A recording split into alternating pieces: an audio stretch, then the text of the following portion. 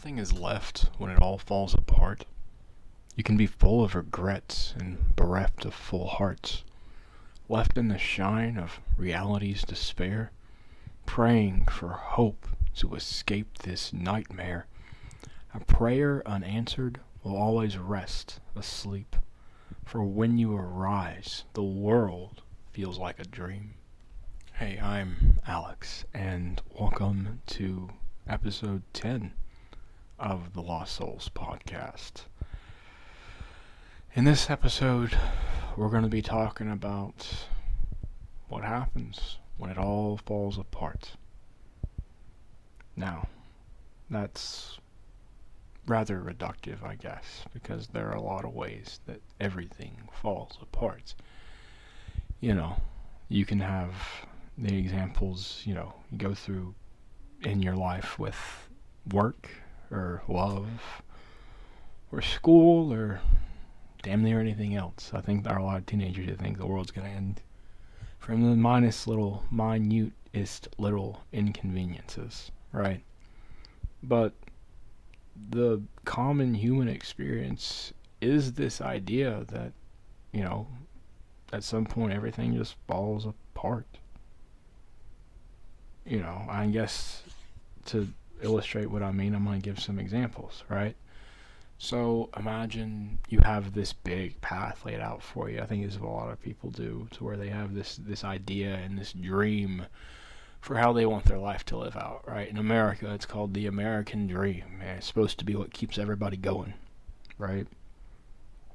But, when those dreams fall apart, that ends up being the cause for the despair, right? Because if the only thing you're fighting for is this dream, and with no other way to describe it, your dream falls apart, what do you have left, right? Because that was the whole reason.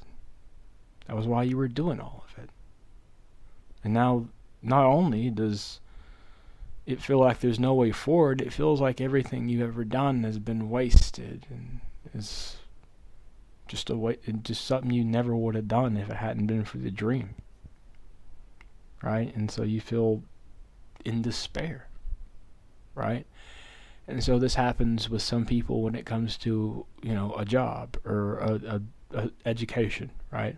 Some people are like, I'm gonna get this degree, and I'm gonna use it to get this job, and then I'm going to have the life I want, I'm going to make the money, and I'm going to get the girl, I'm going to, this is from a guy's perspective, I'll make the money, I'm going to get the girl, and I'm going to, buy a house, and I'm going to live happy, and I'm going to have friends, and I'm going to have vacations, and I'm going to have barbecues, I'm just going to have a good life, right? And, each part of that can fall apart separately, together, or whatever, right? It's not so simple as just, oh, well, this is what I want, because dreams need to be more complex. And, maybe it's the issue of them being simple, because it gives you this, short burst of stuff, like to get through whatever you're doing. It's like, I just have to do this, or I just have to do that, right? But, you can lose if you're in school, you can lose scholarships, you can not have the money to pay for education, or you can not even want education in the first place and realize it too late. A lot of people end up moving through life just, propelled by this dream, and then there comes some point where they realize that dream doesn't actually exist, or that is pure and unadulterated fantasy. And then what do you do? Because you're chasing this thing that you're never going to be happy with. You're chasing this thing that everybody tells you want, but when you really get down to it, you don't. Right? And I think that on some level, people just instinctively know this, right? Because, you can tell when people are living lives that they don't actually like. It shows up in the way they act and the way they do every day. And, on some level, people are like, oh, hey, you need to change your perspective, right? As if a change in perspective is going to, fix all the problems in the world and fix everybody's shitty circumstances, right? Well, that just isn't the case, And then it's not just, realizing that you're doing something you don't want to do. And that happens in work too. It's not just school. You can spend your life in a dead end job, or maybe not even a dead end job. You can be in a job that has offers opportunities for promotion and advancement, but still be unfulfilled with what you're doing, right? And still not be happy with any of it. Excuse me. But, you know, it's just rough like that. And then a lot of people live for love. I think a lot of women live for love, although I could be wrong about that. I've not got down and like asked women about it specifically, but a lot of little girls' dreams is to get up and marry the the prince or whatever, right? And so they're looking for love. A lot of these women are looking for love, and so love ends up being this thing that propels them forward. Like, oh, I'll find love one day, or I'll get love again, or whatever. There's a certain way of thinking that would say that true love never fades, right? Maybe that's true. I don't know. I'm not sure that love exists in the way that you and I think of it, right? I think in a large way, love as we view it, or that true love, that real permeating love, only exists in Hollywood, right? It's a fabrication, a fairy tale that's made up for our entertainment, right? Because here's the reality, right? Is that love fades, right? You might get with that person when you're 20 years old, and you might have the best life you've ever thought you could have, and you might be so happy for a few years. But what happens when shit takes a different turn? What happens whenever you guys change and no longer are you two compatible or living the life that either one of you want? Love fades, right? And like everything is, and love is no exception to that. And the fact that love shows up in the first place is a bit of an odd fact, right? Because there's also different kinds of love. So there's that love between you and a stranger, or somebody until they're no longer a stranger, or whatever the hell have you. And then you have like familial love, and to me that's a really weird kind of love, because it's basically like, we share blood and therefore we love each other. And you say shit like I love you all the time, and a lot of times it just feels empty, I guess. Maybe it's because it gets said so often, and so they're like, well, we want to make sure that everybody feels loved, and so that's like just how it's permeated throughout the ages. But does it really mean anything? Does it really mean anything to say I love you every night? I guess you try to show it, but I guess it ends up being different, and there's like the whole brotherly love or sisterly love, right, between you and like a friend, right? And I say brotherly or sisterly because it's indicative of that relationship. I guess that's what ends up being love, is when you bring them into your family, and it's like, now I love you because you're like part of us now, right? And so that's what ends up being love in some examples. But there's no one definition for love. Everybody's gonna have a different look on it, and there's no one true love that actually exists. And for some people that's like a stab in the chest, right? For some people they're like, what do you mean true love doesn't exist? I'm waiting for my my one moment where everything clicks, and it's never coming. And the issue is that you're waiting for something to come that'll never happen. Unfortunately, it doesn't work like that. I wish it did. I would certainly be more happy and content if I knew that, like, oh hey, there'll come a day where I find true love. And it's just bullshit. It's just bullshit. And so, but let's get back to the point at hand. What happens when everything falls apart? So you lose everything, right? You have no hope for the future. If your dreams have been completely and utterly decimated, they're lying in shatters and ruins before you, and you feel like there's no way out. You feel like you're trapped in this endless pit of despair and hopelessness, a place where the sun doesn't shine no matter how deep in the hole it tries to go. It's always just out of reach, and there's this overwhelming sense that there's never, ever going to be hope in the world again. This is what happens when people shut themselves out, right? You withdraw because the world's too much and everything is taking too much of a toll on you, right? And therein lies the first issue, because when you're stuck in that state, you have to realize there is a way out. It may not be pretty, it may not be pleasant, but there is a way out. And that's, I guess, an important step, Because as long as you sit around and say like, oh hey, there isn't a way out, I'm stuck here, there's nothing I can do, well, that is going to become your reality, isn't it? Perceptions in a way become our reality, and there's a whole idea about how reality exists in accordance with perception. If you ask me, I'd say most of reality is just subjective, because the actuality doesn't matter so much as people perceive actuality. And then, so if the only thing that matters is how people perceive actuality, does actuality actually matter at all? And the answer is, well, yeah, it does to some extent, but not nearly as importantly as people's ideas about it, right?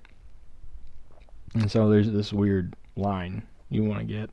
But here is another thing I want to draw attention to on the matter, and that is, yeah, a lot of people like to dismiss this idea of manifestation as a woo-woo nonsense bullshit.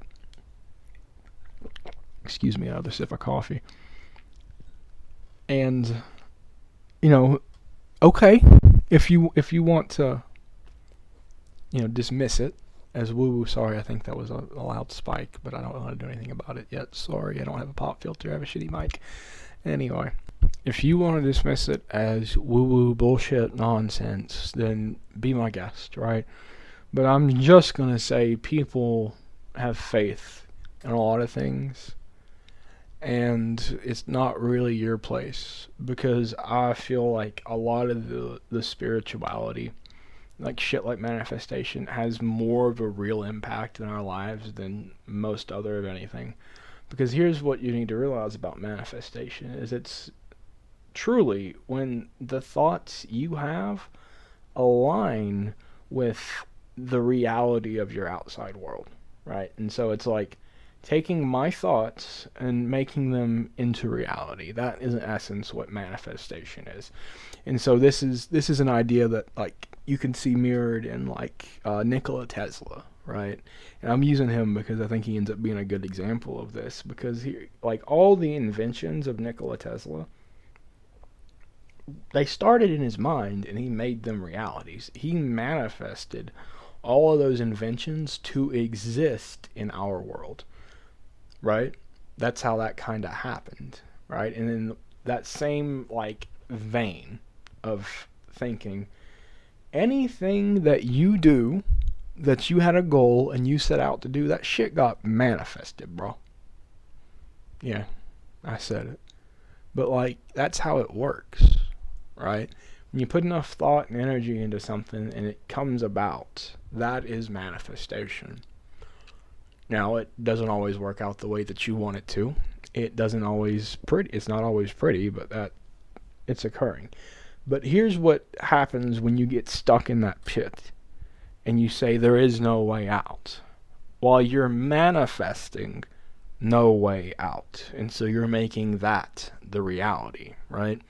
And now it doesn't take a rocket scientist to see that if you're manifesting an endless cycle, what you'll find yourself in is in fact an endless cycle, right?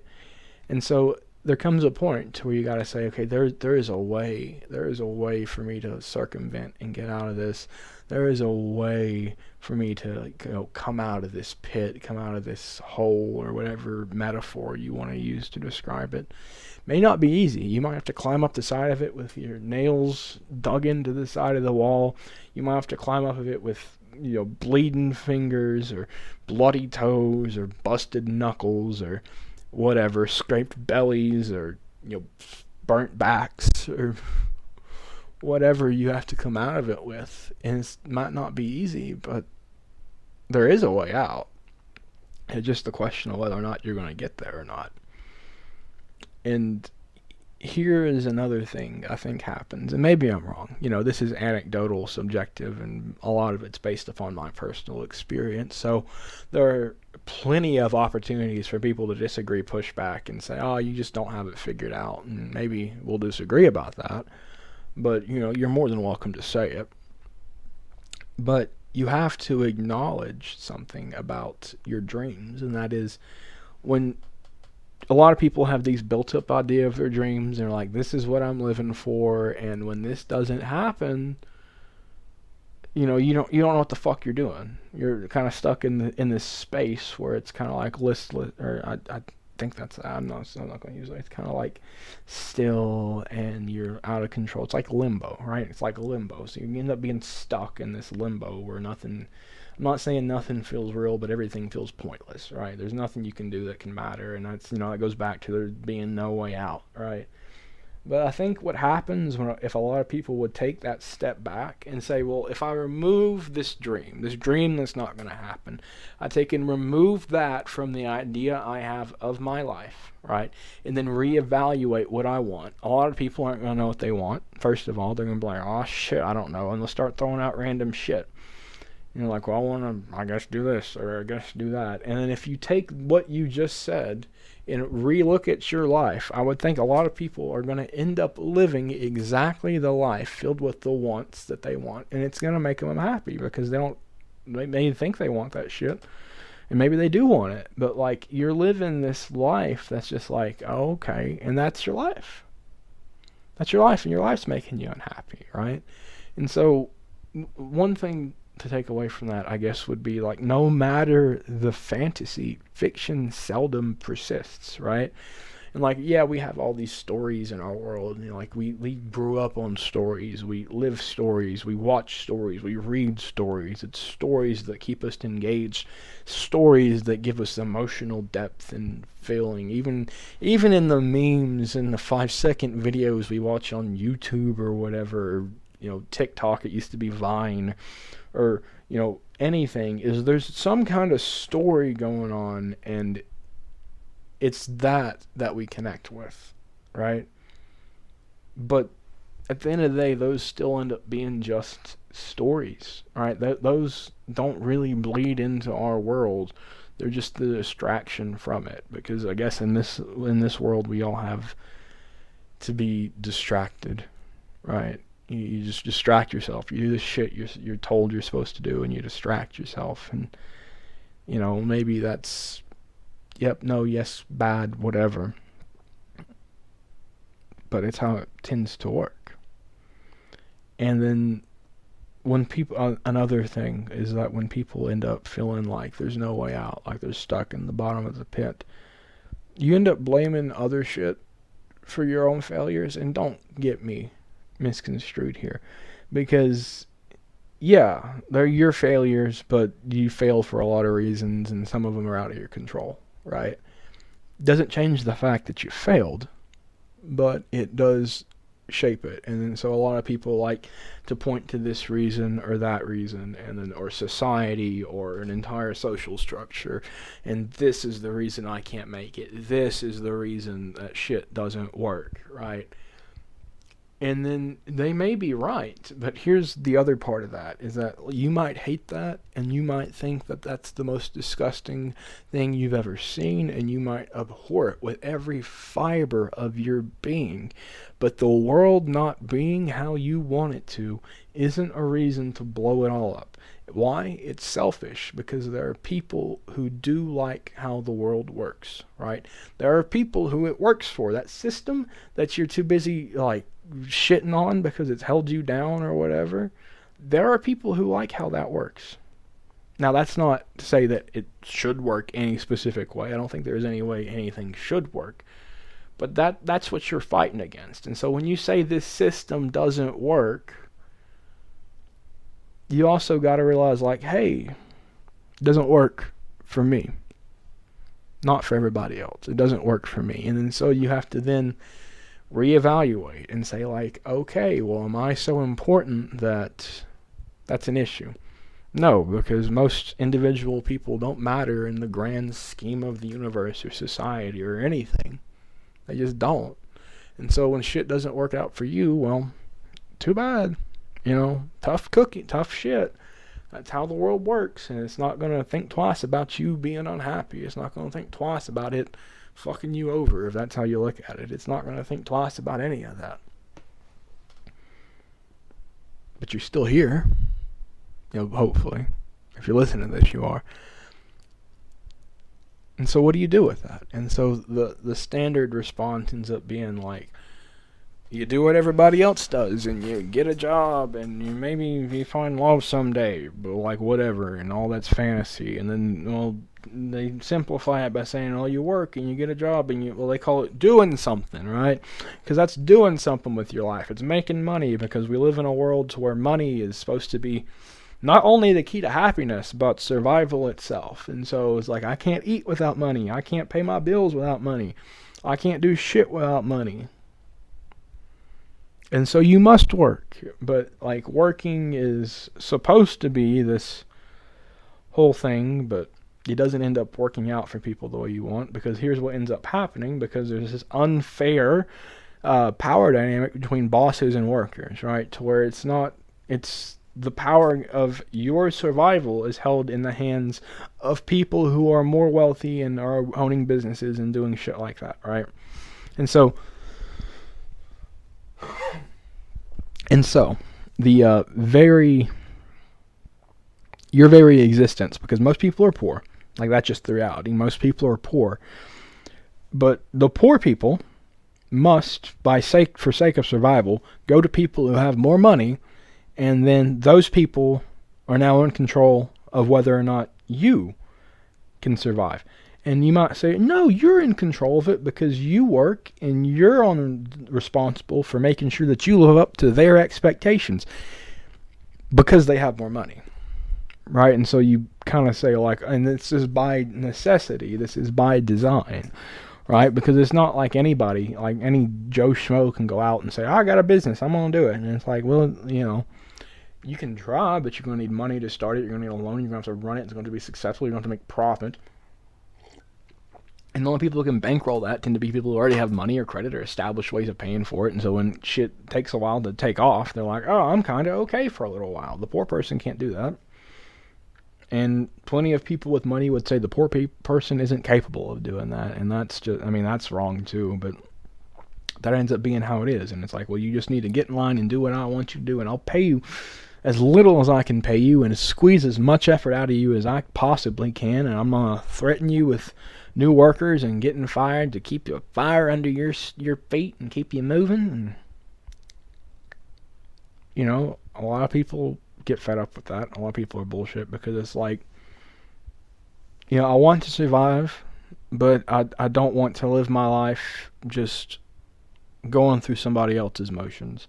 I don't want to go through my life, existing as someone else. And then there's an argument against that, which I guess would be, you don't actually spend all that much time working like that. You have a lot of time of your free time on your own, where you're not subjected to those kinds of roles and whatever.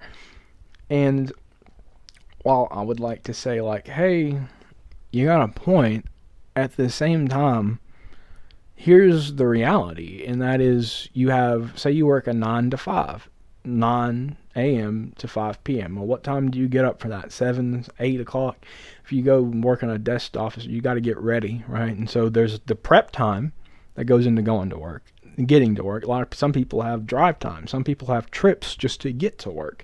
And I guess that being a positive or a negative just depends on how you look at it.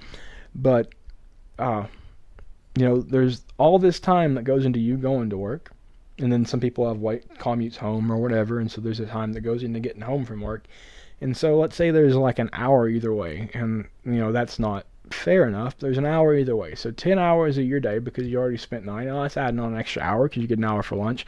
So 11 hours of days, 5 days a week, have now been dedicated to just the act of working, right? And so let's say you get up at 8. This is simple. Let's add another half hour to get ready, even though a lot of people don't take half an hour to get ready. So 11 and a half hours. You wake up at 7:30, half an hour to get ready, drive an hour to work, even though it may not be the time. You work for 8 hours plus an hour lunch break. It takes another hour to get back. So that 9 to 5 ends up, does that even work out with the hours? I don't know. I'm not thinking about it too much. That 9 to 5 ends up being like 10 and a half hours or some shit like that. Right? And so you get home, and you got to get up at 7:30 again the next day, which means you got to get in bed and ideally sleep like 8 hours, which means you're going to bed by 11:30. So now you got like 6 o'clock to 11:30. You got 5.5 hours that day, but you're already tired from working. and you don't really have that much energy because you've been doing shit all day, so you just kind of lay around, not do anything, and you just kind of like placidly exist as like consuming content or whatever, or reading books, or ideally working on hobbies or whatever. And then you do that 5 days a week, right? And so that's 5 days of your week are kind of just working and putting in a little bit of extra stuff in at the end of it, because then you got to sleep too. And then you get 2 days where you can kind of just do whatever, right? And say, because a lot of people work so they can do things, say you want to do things, you spend your money on, say, concert tickets, right? Well, then you have to approve it with your boss, and they got to say, yeah, there's not going to be an issue with you doing that. So I have to ask permission to do things I want to do in this world. I have to ask permission from powers above me to have. I have to have their grace so I can go do things I enjoy. Therein lies an issue to me, but that is whatever. Again, I'm rambling. This is supposed to illustrate all that goes along with working, because it's not just work, and it's about making sure your boss is happy, and you do everything they expect of you, and you end up meeting whatever production quota goals they want for you. You gotta be productive enough, or else we don't want you. You gotta do X, you gotta do Y, you gotta do Z, and don't have off days, don't have bad days. Come in with a smile on your face no matter what you're going through, no matter what other shit happens to you. Make sure that you're doing great all the time, and shove all that other shit for when you're not at work. Because when you're here, it's our time, right? Because it's this idea that you don't own all of your time, when in fact you own every last second of your time. And any attempt to try to convince you otherwise is a farce perpetrated by people who want nothing more than to essentially enslave you. And that might be like a false, like that's extremely offensive to people who are actually enslaved. But it's kind of what I'm seeing here. And it's objectively better than it has been in the past. There aren't as many people enslaved in the world as there were in the past. At least not in the literal sense. But a lot of people are enslaved to the wages, right? They're enslaved to make sure they get that paycheck so they can survive another 2 weeks, and then get that paycheck so they survive another 2 weeks. And so they're just like complicit in whatever the hell their boss asks of them, because they can't take the struggle from not having that income coming in to survive, right? And so what that ends up being is you have a world where it doesn't end up being about doing what you want, right? And that itself can make people unhappy, but it's not about doing what you want. It's just about finding a place where it all fits in together, right? And for those people who can't survive and live paycheck to paycheck, that place that they are is subservient to their boss. They depend on their boss and their work and their employment for everything they have, and that ends up holding them back from probably ever being happy. But I'm not sure there's anything that can be done about that, right? But that's just what you gotta find. And it may be that the way out might be a way of existence that makes you sick to your very core. The way out may be putting up with a whole bunch of bullshit that makes you so furious you can't stand it, but then you have to stand there and smile and say, thank you, sir, for fucking me over, right? I wish it wasn't that way. I wish that wasn't how shit played out, but we're here. This is it. But you still don't give up, right? You still keep going. You still find that way out. Maybe it's a foolish dream. But, if you don't see it that way, you'll never find your way out. Anyway, I'm done with all my shit for today. Thanks for listening. If you made it this far, appreciate it. Appreciate you. Although, you're probably only hearing this if some reason I get big in the future. I'm like, I want to see where this kid came from. Maybe. Maybe I'm just dreaming. Anyway, peace out.